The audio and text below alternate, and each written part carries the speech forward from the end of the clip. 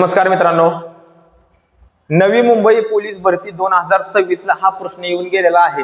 हा प्रश्न तुम्हाला जर समजा 10 सेकंदाच्या आत सोडवायचा असेल तर 100% बघा ए चा नंबर किती 1, बी चा नंबर किती आहे 2, परत ह्या बी चा नंबर आहे 2, डी चा नंबर आहे 4, डी चा नंबर 4, एच चा नंबर 8, आय चा नंबर आहे 9 आणि एफ चा नंबर आहे 6।